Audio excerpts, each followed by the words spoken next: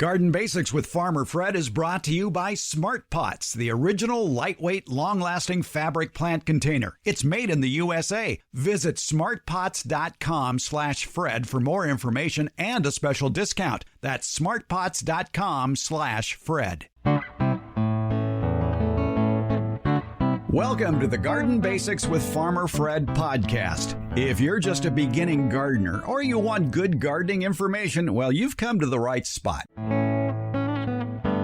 Something a little different today. America's favorite retired college horticultural professor, Debbie Flower, and myself take a stroll through the Farmer Fred backyard garden. We'll be talking about the plants, discussing the strategies that make them successful plants, and of course, we'll have all sorts of garden tips thrown in because this, ladies and gentlemen, is the ultimate scenic bypass episode yet. It's all right here in episode 341 of today's Garden Basics with Farmer Fred podcast. It's Fred's Garden Tour with Debbie Flower. And then next Friday, we'll be touring Debbie's fabulous garden. By the way, what's a garden tour without pictures of the plants? Well, get a look at those plants we're talking about. It'll be in this week's Beyond the Garden Basics newsletter, which will also have this podcast, so you can actually listen to what we're saying and look at the plants as well. Find a link to the Beyond the Garden Basics newsletter in today's show notes, or go to substack.com/gardenbasics and subscribe. It's free, by the way. Meanwhile, we're podcasting from Barking Dog Studios here in the beautiful Abitalon jungle in suburban Purgatory. It's the Garden Basics with Farmer Fred podcast, brought to you today by Smart Pots and Dave Wilson Nursery. Let's go. For some reason, I thought it would be a good idea to do a little garden tour on this episode of Garden Basics. Unfortunately, it's my yard, but that's okay. Debbie Flower, America's favorite retired college horticultural professor, is here, and we can just talk about what I've got going on in the garden here in May of 2024. A lot of things that you learn over time, and gardening is always a learning experience. Debbie, I think that's one thing, is that any active gardener is always incorporating, if not just new plants, but new ideas. Yes, and always running into new problems that need to be solved, and that's what keeps me interested in it all. One problem I had, and we're starting here on the northwest side of the yard, outside the garage, it's one of the hottest areas because it's getting reflected heat off a north fence on the south side of the fence. And it's a narrow walkway. It's fairly narrow. It's about 20 feet wide. And I have 3 barrels here on the side. On concrete, too. So There's a lot of reflected heat. Plants I've tried to grow in these barrels in the summertime, I've had limited success with. But then, you learn stuff. And I figured, well, how about trying a determinate tomato that's going to bear one early crop and then getting it out of there before it starts getting hot in July or August. And that's what I have in this first pot here is a Bush Early Girl, which is a determinate tomato. It sets a good size piece of fruit, too, probably 6 ounces or so. So it's not a cherry tomato, but they tend to all ripen at once. And sure enough, I've got a lot of green tomatoes on this one that will probably turn red in the next 3 weeks or so. And by the time we get that harvested, I can take this out before it starts suffering from the heat and put in something, knowing me, probably something like popcorn that would enjoy the heat. Yes, and you've also got zinnias in with it, and the zinnias like the heat as well. Yeah, and the zinnias are doing quite well they are in this container. Fantastically blooming, beautiful. Yeah. Lovely leaves, some red in the leaves of this one that has a pink flower, and over there is the one with a yellow flower with red specks on it. I love zinnias. I think they're very happy. It's a zinnia mix. And now that I'm looking at the plant, I see somebody's been gnawing on one of the tomatoes. There, that's a tomato hornworm. It's probably, an inch long? And it's eating away. There's never just one. Oh, there he is. Yeah, you're right. How did he get us? I mean, there's worms around here like crazy. Oh, too bad you fell off, worm. Here, let me put you out of your misery. There. Oh, now the concrete is green. Yeah, well, that's life. Yeah, and there's his poop. Yep, there you go. Yeah. Yeah, I don't see any other poop. No, it's very rare. Tomato hornworms are very rare. Very rare here. Over here. Okay. Oh, there's a lot over there. Yeah. Another one on this guy. Oh, okay. Oh, you do the smashing. Sure. That is one integrated pest control management technique, is using the bottom of your foot. Oh, I didn't get him. Oh, he was sticking in the... There he goes. I had a friend who was talking about how he doesn't grow tomatoes anymore because he always has tomato hornworms. And I said, just put a stick near the plant so the birds can sit on it. Mm. And you've got the fence. That should suffice. And they will come in and eat the worms. Well, this fence is more of a squirrel freeway. Oh, that might keep the birds out. Yeah, and the squirrels do run back and forth. And the reason they like running back and forth here is as we walk down this pathway, you will see a donut peach tree. And usually there is donut peach residue on the ground, usually a half-eaten donut peach or so. And what is interesting... They're coming ripe. They're coming ripe, as you can see. There's somebody's eating one, and there's somebody's eating one. And that's why I keep the bucket here, is to throw those in here. But I was trying to figure out, is it squirrels or is it rats? Rats work mostly at night. Yes. So when I come out here in the morning, though, there are no detritus of the donut peaches. So this is a daytime event, and who's awake during the day? The squirrels. Yeah. And birds, but typically squirrels would be the ones doing it. Yeah, so basically it's if you've got good squirrel control techniques, let us know and you'll be rich. Yeah. That was something my dad always worried about because they fed the birds, and squirrels like to eat the bird food. Now, this poor tree also suffered a great deal from peach leaf curl. Mm-hmm. And I won't say it's recovered, but it is recovering. It's putting on new growth as you would expect it would. As soon as the rain stops, the new leaves pop out. You give it some more fertilizer to help it along, and it's starting to re-leaf. Yes, it is. It's looking, there's some real vigorous growth in places. Yeah, so it's doing fine. Yeah, it is. And the fig tree next to it, too, is doing fine. It's already set its first crop. It hasn't ripened quite yet. This particular fig tree is a Violet de Bordeaux, which is a smaller fig tree, which is perfect for this side of the yard.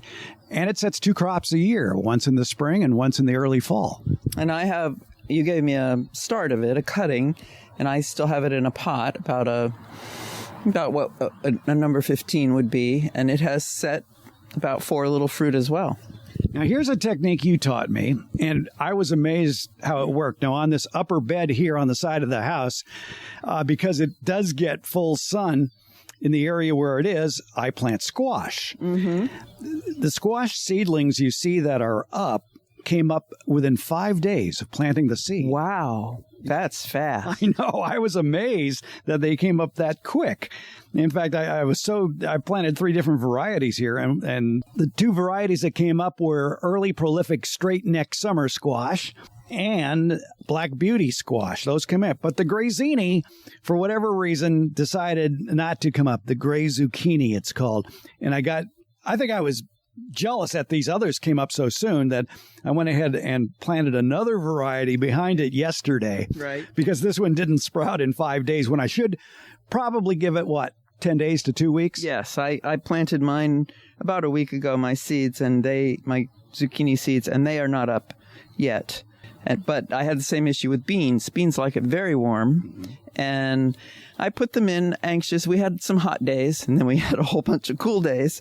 So I put in about 12 bean seeds, and 1 came up. So I put in another set of 12, and 2 more came up. So now I have 3 bean plants. I want to plant some more. You can always take them out. You can always thin. Oh, that's right. You can always thin. I assume you're going to thin these squash. You've got like 3 panel of metal that has about 3-inch squares. Right. And this panel itself is about 2.5 feet wide by about 10 feet long, and it's supported by bricks to be suspended about 1 inch above the soil to keep the dogs and the cats out. Mm-hmm. Right. Yes. And it works. Yes. In my garden, my spaces aren't this big, so a panel like that doesn't work. So what I have is I have bamboo growing in pots, and I cut the bamboo you thin over time. Some of the culms, which are the tall stems, die. And so I cut those off, and then I cut them into about 2-foot lengths, and I put them all around the place that I seeded so that the cats that are in the neighborhood won't kick over those plants or roll in them. I've had a cat that liked to roll and stuff like that. So but some physical deterrent is usually very wise in the garden. So you've stuck those bamboo sticks upright? Yes. Oh, okay. And some of them have branches, so it looks like a Christmas scene, My husband was saying we should put a little house there and a church, and a railroad track. because they look like they're deciduous trees that have lost their leaves. Someplace for a Hot Wheel collection. I actually have those in the shed because I had sons. I should bring those out. All right. But you may notice that here's a technique I borrowed from you. When you plant a seed, you talked about you don't want to put too much soil on top of that seed. It needs to break through. So the easiest way to help it along that way is instead of filling it with the native soil over the seed, put some vermiculite on top. Yes, I do that. It helps also so you remember where that you planted the seed. Over time, it will discolor and disappear, and you'll never know you put it in the soil. And if you are starting seeds that, as the packet says, benefit from light, then you can just lay the seed on the surface and you can put a whole 1/4 inch thick layer of vermiculite over it. And because the vermiculite is shiny, the light will still get to those seeds. So you'll protect the seeds by keeping the water there. The vermiculite holds the water over the seed. You'll know where you put the seed because the vermiculite shines and you can see it. And then it will help them germinate. They can still get light. Well, now you have me worried, Eagle Eye, about more tomato worms down in the main tomato bed. So let's walk down there into the main backyard and see what that's doing there. This little space here, as we proceed downward into the backyard, the house is on a slope, and so the backyard is much lower than the house. But I had a pineapple guava in the front yard that is now in a pot here in the backyard because it just wasn't performing. It didn't grow. But maybe I didn't give it enough time because I planted it last year, but I was expecting more new growth, so I got a little disappointed with it, took it out to look at the roots mainly, and I was a little disappointed in the root growth of it. So I've got it stuck in the pot, and I planted zinnias where this was out front. And it seems to be responding, or it's in stress because I see new growth on top. Yeah, it looks good to me. It's densely leaved. It is an evergreen, so it keeps its old leaf, but it's got a lot of new growth on it too. But you know that saying, first year sleep, I know. Second year creep, third year leap. You got to give plants time. I know. I was just a little too much in a hurry for it. But I know that feeling too. But I put it in a big enough pot that if I wanted to put it back out front, I could do that. Yes, you'll have to dig a big hole, though. Yeah. And digging it out as it was, I had to repair a drip line that I broke. Of course. Yeah. Of course. Yeah. And, of course, there are some Tower of Jewels here, and this will always be a permanent Tower of Jewels location because as the seeds fall, you always get more. Yes, you do. And the hummingbirds love these plants. Yeah. So I have to stake them because the wind tends to blow them over. So if you're going to grow Tower of Jewels, keep some stakes handy. And that seems to does well in an area that gets full sun, too. I've noticed that the Tower of Jewels really like the full sun as opposed to part shade. At least for half of the day. They will seed in all over the place. I have them in my yard. And they actually put themselves in on the east side of an oak tree, deciduous oak.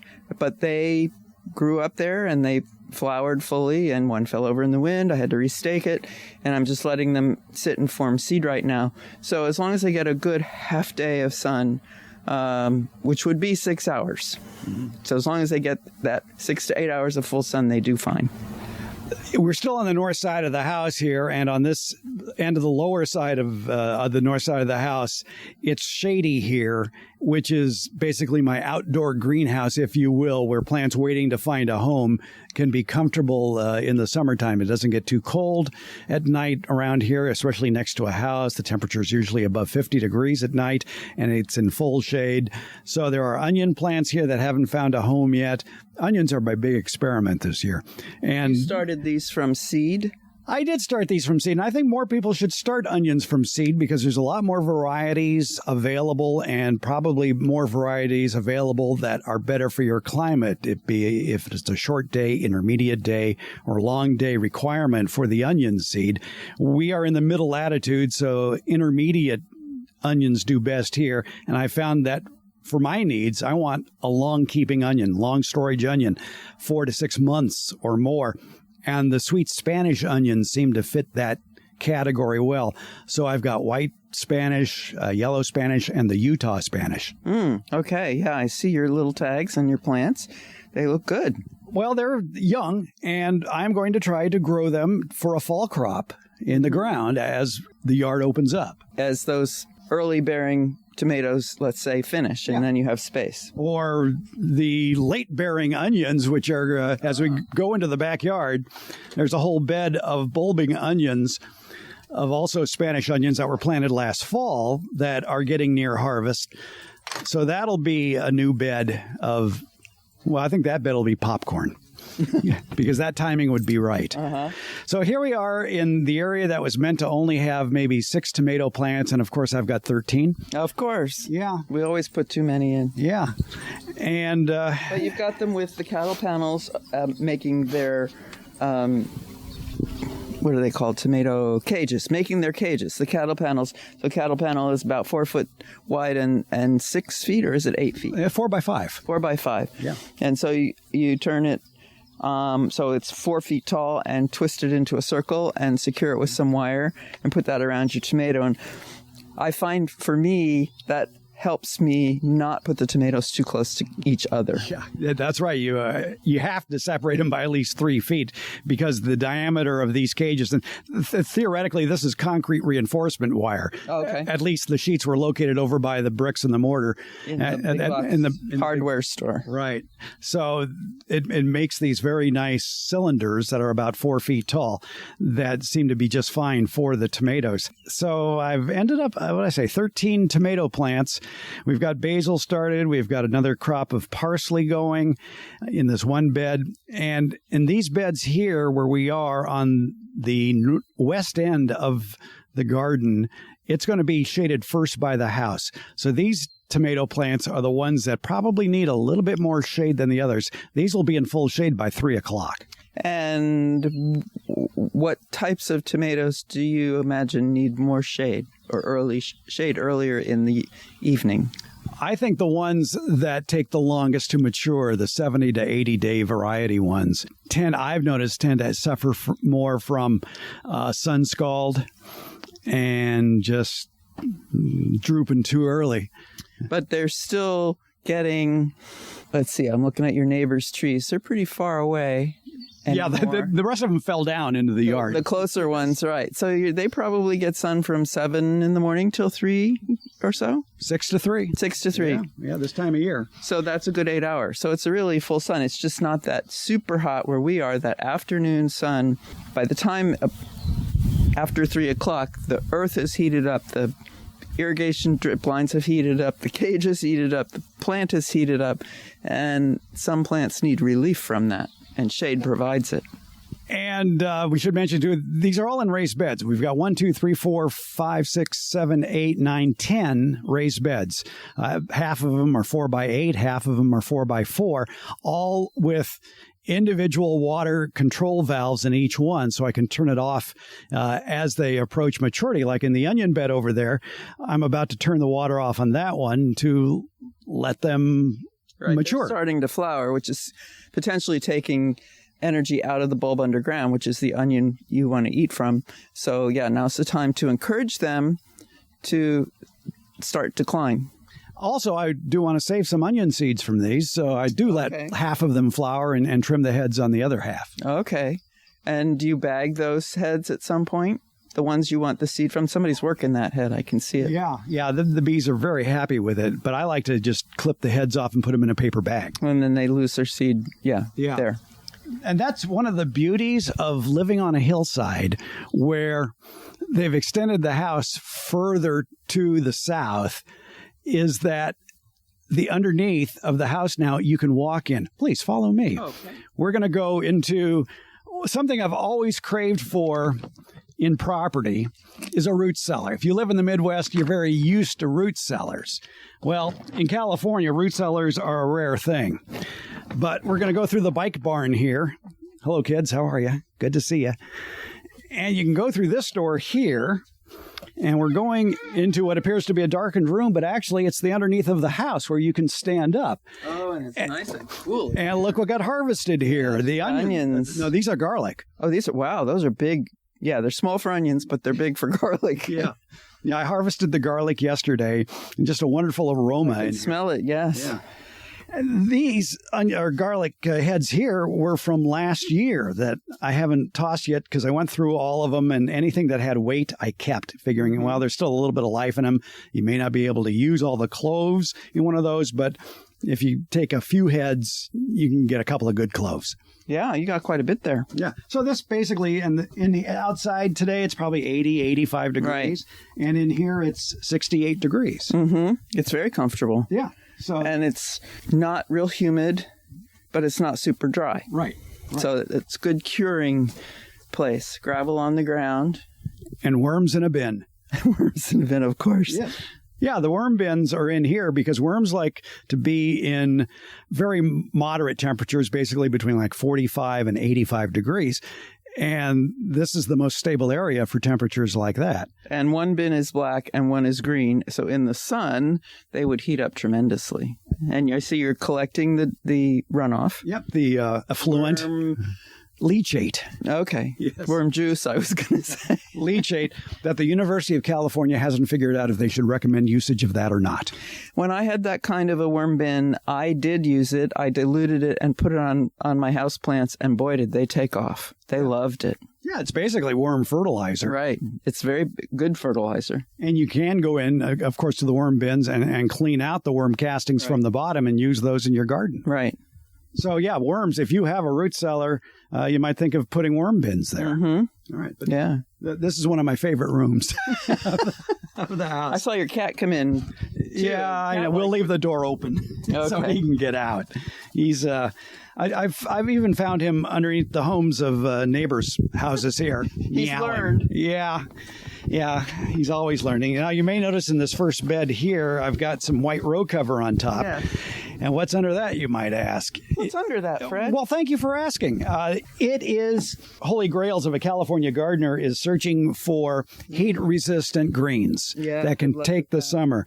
These actually do pretty good. It's the Tokyo Bacana Chinese cabbage, which looks more like lettuce. Yes, it does. But somebody's been eating it. Yeah, I can see that. And that one's bolting. And that one's bolting. That's the problem with heat in the greens. And heat with a row cover on it, too. Yes, yeah. It trapped some heat. So I do what any good gardener would do is I start more seeds. Yes.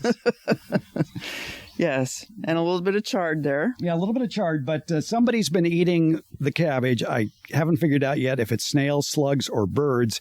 So by sprinkling iron phosphate bait around there, that'll take care of the snails and slugs. The row cover keeps the birds from landing. Well, there's also a cabbage worm. Does that, the little white moth with the black spot on it that lays on the brassicas, would that be a possibility, or is this not in that family? No, it is in that family. And I do my best to chase off that little moth every time I see it. Good luck with that. Yeah. Well, you're the eagle eye. Do you see any of those here? I don't. The thing about, the larva of all these things, like the tomato hornworm and the cabbage worm, is that they're the same color as what they eat. Yeah. So it's easier sometimes to look just for their poop. Yep. And I just don't see anything there that looks like there's anything living on the underside of the leaf, nor do I see any beneficials. That looks like parasitized aphids. Yeah. Oh, but only 2 of them. That's weird. Yeah. And aphids wouldn't cause this kind of damage. Aphids are sucking, rasping insects, and so they cause stippling, which is yellow dots on the leaves. This would be... This is a muncher. Yeah, a muncher. Exactly. I will reseed this with more greens later on. I'm not too worried about it. Yeah. So we'll see. I mean, that's just one of the issues. We'll continue our visit to the yard, find out what's growing, after this word from our friends at Smart Pots.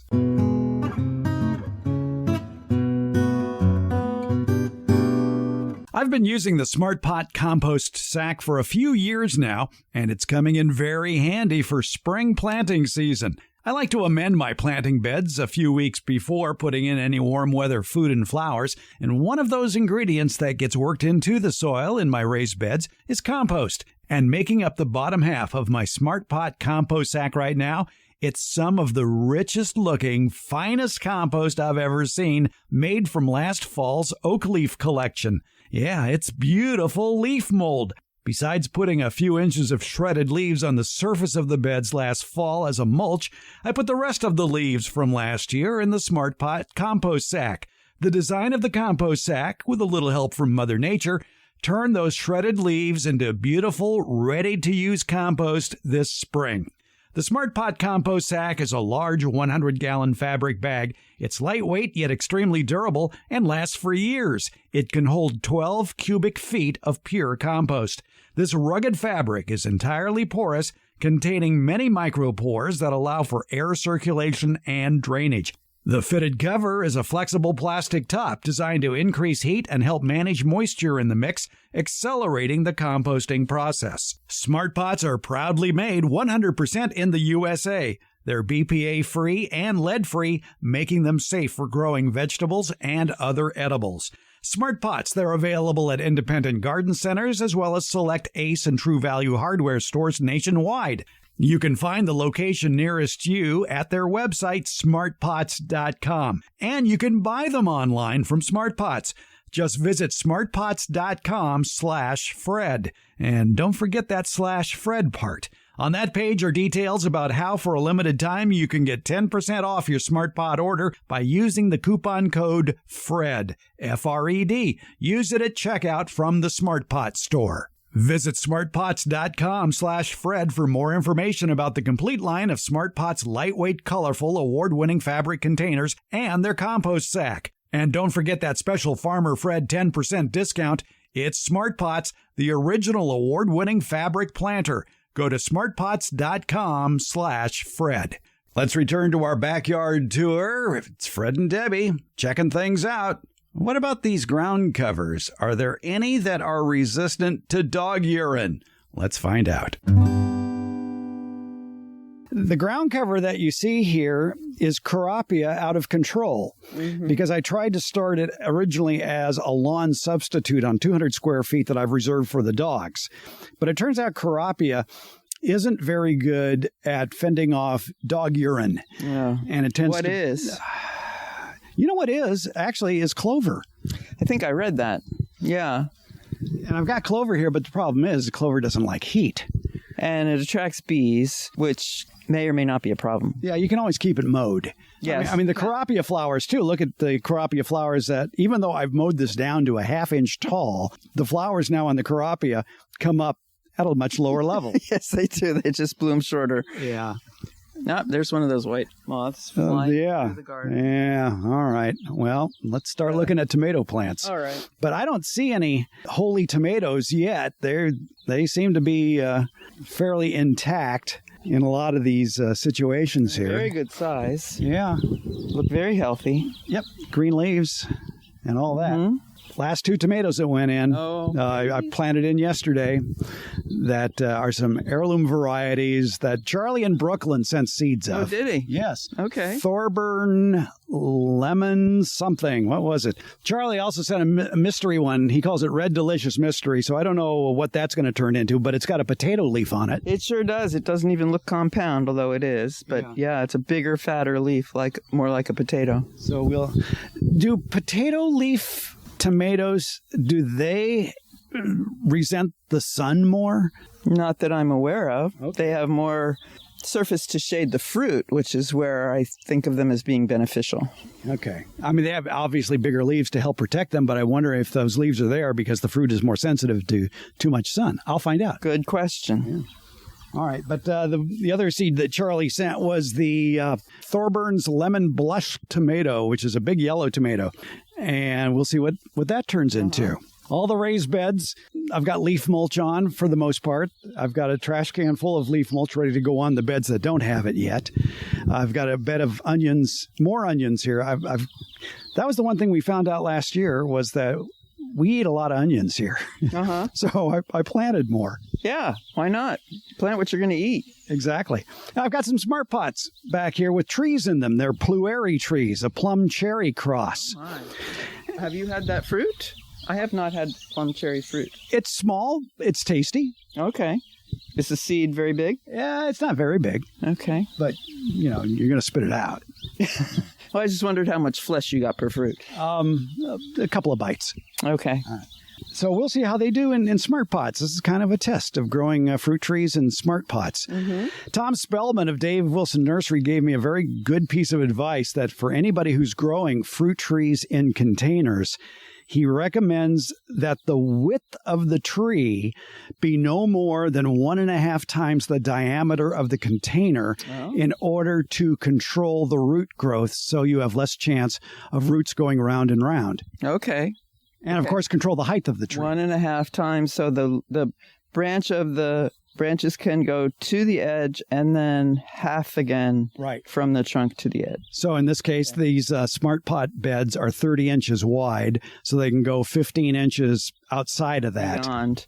And you said, and also control the height. At what? Picking height? Picking height, about 5-6 feet? Right. Yeah, 6 feet or so.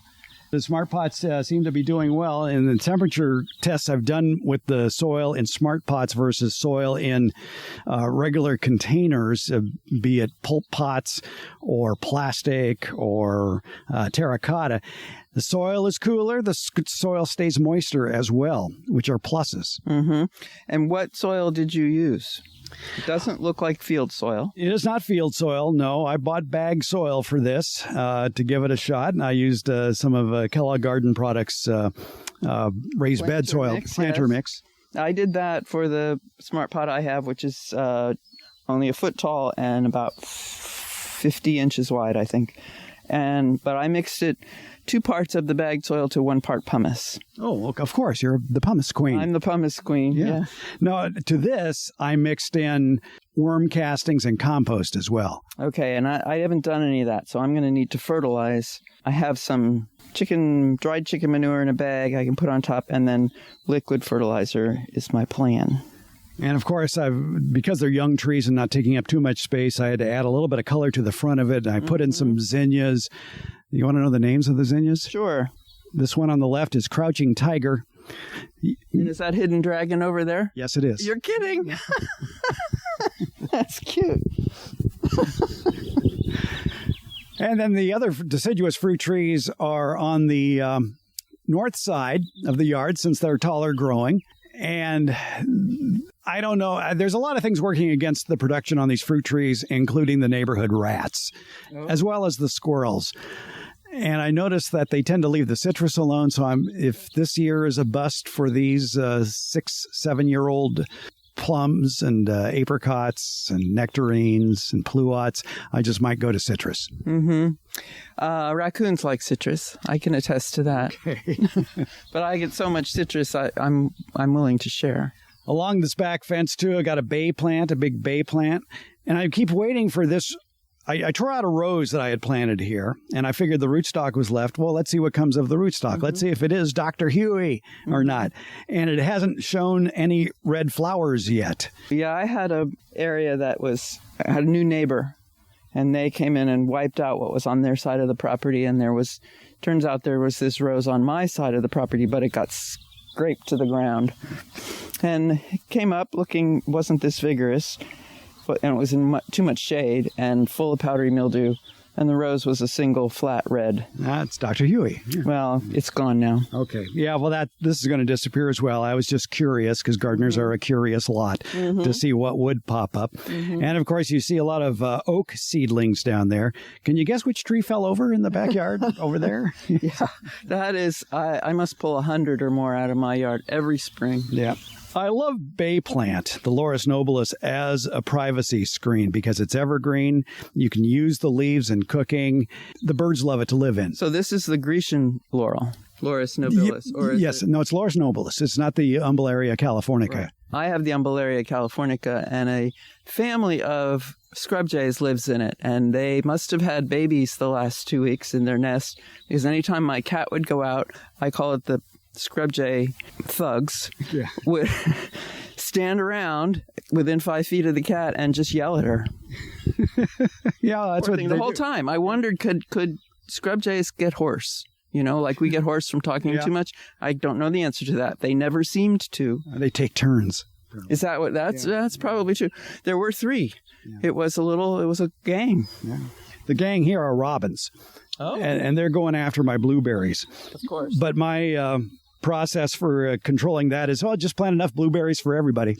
And two rose plants are kind of the focal point of the backyard. It's two of my favorite roses. This one is the Lyda rose, Lyda, and the one over there is the Sally Holmes. Oh, yeah, she's really in full bloom.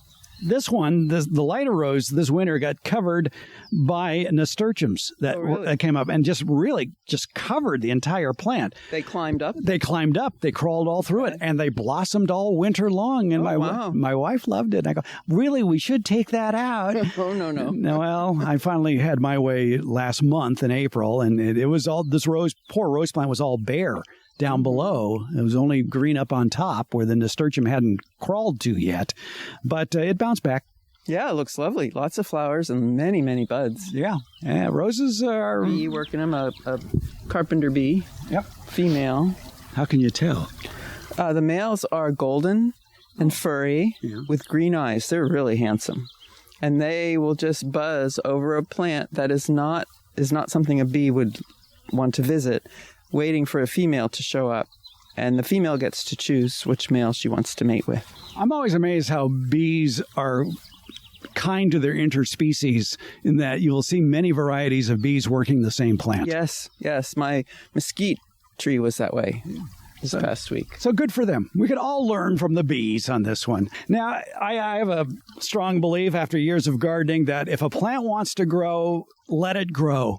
And that's what these alströmerias have done, the Peruvian lily. I've tried other plants here. We wanted some red geraniums in there that just have a hard time thriving. But the alströmerias love it. They've spread, as they will, because they're an underground rhizome or tuber. And, bloom. And they make excellent cut flowers. Yeah. And they, okay, you want it? Fine. Right. And they're right around the fountain for the birds. Right. I've discovered that birds are not only attracted to water when they see water, but when they hear the water. Yes. I have a dripper. I just have a plain bird bath, but I have a dripper that makes that noise. Yeah. It seems to work. There's a brugmansia over here with the big yellow tubular flowers that seems here to bloom year-round, and they just have the most wonderful aroma at night. It's like you're in a tobacco shop. Yours is much bigger than mine. Mine is more exposed, and yours is up against a redwood from the south, and mine died back this past year, all the way to the ground. Yeah, it does best on the north side of buildings, I've found around here. But this brugmansia, the Charles Grimaldi, has that protection from the redwood and just seems to be thriving. Yeah, beautiful. And then moving on over here to the other side of the yard, we were before on the north side of the house. Now we're proceeding towards the south side of the narrow walkway of the house. And look at all the blueberries that the birds could take advantage of. I've discovered two, and I got to try them, of course. Yeah, don't talk with food in your mouth. Yeah, right. When it comes to harvesting blueberries, I've discovered that when you go to pick them, if you have to pull a little bit, they're going to be tart. If, on the other hand, they just fall out into your hand, if they roll into your hand, they're ready. Right. Yeah, we've done some U-pick, and I found that as well. It's really easy. You just hold your container under it and roll down the branches. Looks like it might be hard because they're mixture that it isn't, all the berries aren't ripening at the same time, but as far as harvesting, they just slide right off. If you do it gently enough. Yes. You can save them.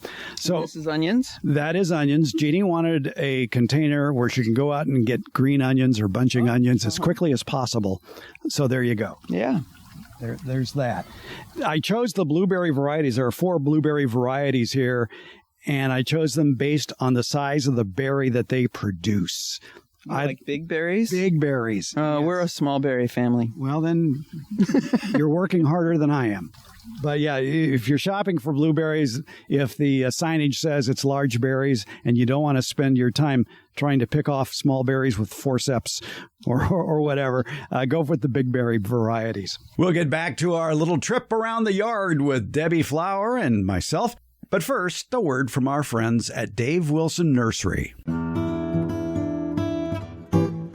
You have a small yard and you think you don't have the room for fruit trees? Well, maybe you better think again, because Dave Wilson Nursery wants to show you how to grow great tasting fruits like peaches, apples, pluots, and nut trees, Plus, they have potted fruits such as blueberries, blackberries, raspberries, boysenberries, figs, grapes, hops, kiwi, olives, and pomegranates. These are all plants that you can grow in small areas. You can even grow many of them in containers on patios as well. It's called backyard orchard culture, and you can get step-by-step information via the Dave Wilson YouTube videos. So where do you find those? Well, just go to davewilson.com, click on the Home Garden tab at the top of the page. Also in that Home Garden tab, you're going to find a link to their fruit and nut harvest chart. You can be picking delicious, healthy fruits from your own yard from May to December here in USDA Zone 9. And something else you're going to find in that Home Garden tab. You're going to find the closest nursery to you that carries Dave Wilson's quality fruit trees, and they're in nurseries from coast to coast. So start the backyard orchard of your dreams at davewilson.com. Let's get back to our backyard tour, and this time we're over in the citrus section. All right, we're coming to Citrus Row over here on the south side of the property. Well, you've got thyme here. Oh, yeah, that's right. There's thyme in there, too. I have found, I just bought another thyme plant that I think they do better here in a container than in the ground. We'll find out. Okay, It's the first time I've had it in the container. I haven't, it's still in its 4-inch where I bought it, or 3-inch or whatever it is. And I had 2 in the ground, one for a long time. It's gone, it's done. I have another one in the ground. It looks like it's coming back. It flowered this year, and I'm going to put one in a pot and see. I suspect it's the drainage on my property, that it's not as good as the thyme would like it to be. That could be, yeah. The container will provide that. Now, we had it out front in the ground, but it was on a slope, and that helps in drainage. Right. My property is on fill, I'm quite sure. There are layers, and so the soil gets perched. Yeah. We have a persimmon tree next to it. It's the Fuyu persimmon, and that will ripen in usually late October. But it's just a beautiful tree, and the Fuyu persimmon is just so tasty. We dehydrate a lot of it and save it as treats. Nice. Yeah. Very interesting floral development, fruit development. Yeah, it is. It needs thinning to keep the branches from drooping. And I just cut it back last year after harvest to keep it at a more easily reachable height. You see its response. Yeah. Send up these shoots, which then also need to be pruned. Yeah. All right, then we come to basic, mandarin row here, and there's still some fruit from last year. I believe this is the blood orange actually here, and the blood orange was very tasty this year. It was the last citrus to be harvested. Right, they're late. And now I'm thinking, well, I should expand the timing for citrus here in California for ripening, because there are varieties like Midnight Seedless or Midnight Valencia and Lane Late Navel Orange that ripen late spring, early summer. Yeah. I have 2 navels and they're done. The lemon still has fruit on it, but it's technically done. Right. And the mandarins, there's 3 different types of mandarins here. They're basically all harvested. And usually with mandarins, you have a huge year and then not much of a year. Oh, alternate bearing. Yep. And that's what this one is doing. So it'll be thin pickings come this fall. Okay. But that's okay. It's fine. And it's hard to stop a Meyer lemon from producing. The thing about a Meyer lemon are the thorns, the spikes. Yes, armed and dangerous. Yes, they are armed and dangerous, but it does produce usable lemons that can hang on the tree for quite a while. Yes, mine is loaded right now. Yeah, your neighbors get tired of taking them from you. My neighbor wanted to give me hers. Yes, I know how that goes. Now, here's a test area for smart pots. Oh. It is the absolute hottest area. It's a narrow walkway. It's maybe from the end of the citrus trees to the wall of the house, a south-facing wall of the house, maybe 6 to 8 feet. And along the house are 5 smart pots, 1 terracotta pot, and 1 plastic pot. And I'm always sticking my soil thermometer in it and my moisture meter in it to see, how are they doing? And it's always the smart pots that have the lowest soil temperature and the best retention of moisture. Okay. That explains why my zucchini aren't up. They're in the smart pot, and it's got the lowest temperature. They like it hot. Oh, yeah. You got a potato here. And a potato, yeah. I forgot about the Clancy potato grown from seed. Oh, wow. That's right. I forgot that you were doing that. Yeah, and it produced a small crop And what back is in special January. about the Clancy? The Clancy. Clancy. Well, it's a seed. It's not a seed potato. It's an actual seed that you plant, which is very rare in the world of potatoes because most potatoes are planted from slips. Cloned, yes. Yeah. So, and it comes back true from seed. And growing. It's flowering. It's a very pretty purple Solanaceae flower. Yeah. And it's easy to harvest potatoes when they're in a smart pot because you just turn the whole pot over, dump it out, harvest your potatoes. You don't have to worry about leaving any behind. Yes. If you plant potatoes in the ground, that bed will always be a potato bed. Always. Yeah. Because you'd miss some. They might be really tiny, just the tip of your finger, but they'll grow from that. So anyway, let's get out of the heat of this side of the house here. And so anyway, that's my backyard. As you can tell, it's mostly food, and that's what I want. Are plants that will produce food at some point or another in the yard.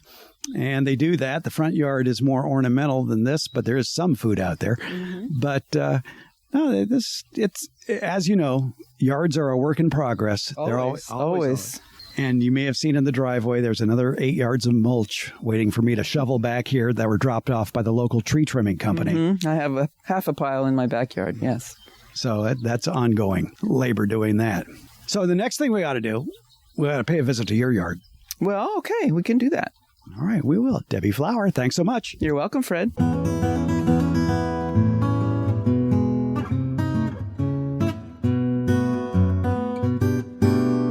Again, what's a garden tour without pictures? Well, you can get a look at the plants we're talking about in this week's Beyond the Garden Basics newsletter dated June 7th, 2024, which will also have this podcast tour of Fred's garden, so you can listen to what we have to say as well as scroll down to see the plants and paraphernalia that we're talking about. And then next Friday, June 14th, well, turnabout is fair play, so we'll be visiting Debbie Flower's fabulous home garden in both the June 14th editions of the Garden Basics podcast as well as the Beyond the Garden Basics newsletter. Find a link to the Beyond the Garden Basics newsletter in today's show notes or go to substack.com/gardenbasics and subscribe there as well. It's free. For now. I am looking at adding a bike, though. Bikes aren't cheap anymore. Garden Basics with Farmer Fred comes out every Tuesday and Friday, and it's brought to you by Smart Pots and Dave Wilson Nursery. Garden Basics, it's available wherever podcasts are handed out. For more information about the podcast, visit our website, gardenbasics.net, and that's where you can find out about the free Garden Basics newsletter, Beyond the Basics. And thank you so much for listening.